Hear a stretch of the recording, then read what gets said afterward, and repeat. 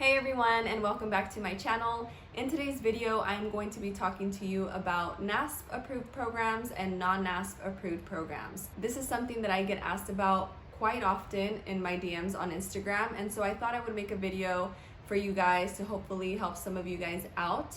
Keep in mind, this is information that I gathered through my own research, looking online, reading forums, and talking to other school psychologists. I am by no means an expert on this topic. I'm just going to be sharing with you the information that I found, and hopefully it can help some of you guys out. So let's go ahead and get started. So let's go ahead and start with NASP-approved programs. NASP stands for the National Association of School Psychologists, and when a program is NASP-approved, that is a sign that it is recognized as high quality and that program meets the standards and guidelines established by NASP. So that also allows for the people in that program to get their NCSP a lot easier, and the NCSP allows school psychologists to practice across state lines. And so a lot of people want to have that just so that they can have the flexibility of practicing in different states and not be constricted to just one state.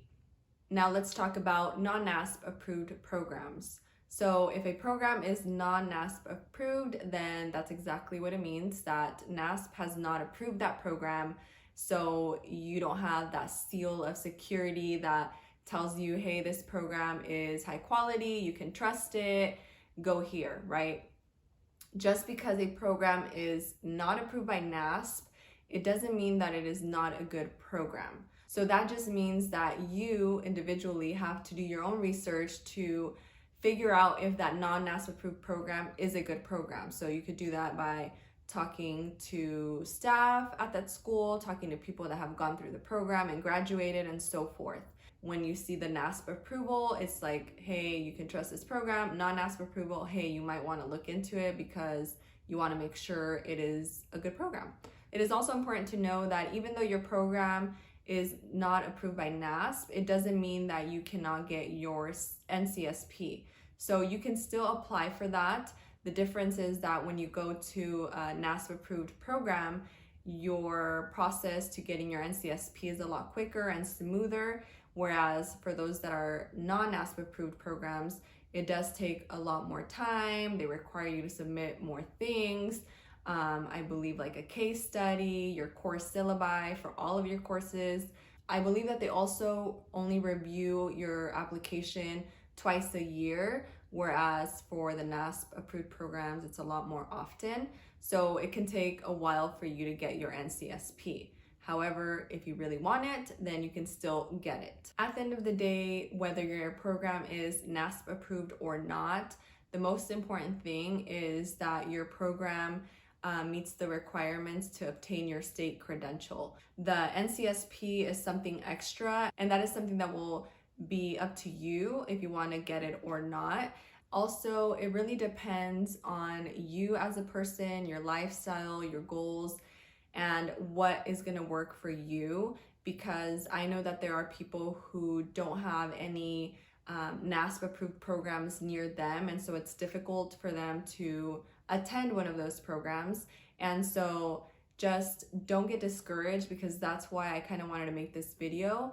I don't think that people should be discouraged because, say, the only program that you can go to is non-NASP approved, because it doesn't mean that it's a bad program. But please do your research and talk to people and just make sure that that program is going to prepare you to be a good school psychologist. There's honestly different reasons why a program is not NASP approved. It can be because they haven't even tried getting approved. It could be that they don't have enough full-time faculty. They maybe are too small, that it's not worth it for them.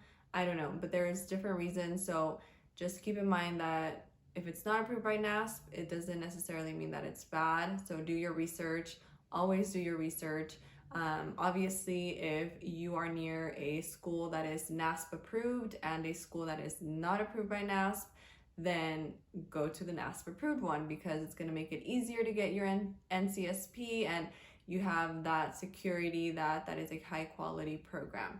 But if you don't have those options, then just do your research. Again, do your research. Fun fact, I don't think I've shared this with you guys on my channel, but my program is not approved by NASP. However, our program does prepare us to apply for the NCSP. So it follows the standards and guidelines, and it uses the NASP framework for our curriculum. And so that's an example that even though the program is not approved by NASP, it doesn't necessarily mean that it's a bad program and that it won't prepare you for your NCSP. And that's actually another question that I get asked about a lot. What program do I go to? Do I like it? And so on. And so I'm thinking of making a video on that next. If you guys are interested on that, let me know down in the comments below by liking this video, and so I can get that up for you guys too. I hope that this video was helpful for you guys. Again, this is just information that I gathered. I'm not an expert. Everybody's gonna have their own different opinion. So do your research, find something that is gonna fit you and your lifestyle. And I really hope that you guys find your perfect program. If you guys have any questions, feel free to reach out, and I will see you guys in my next video. Bye.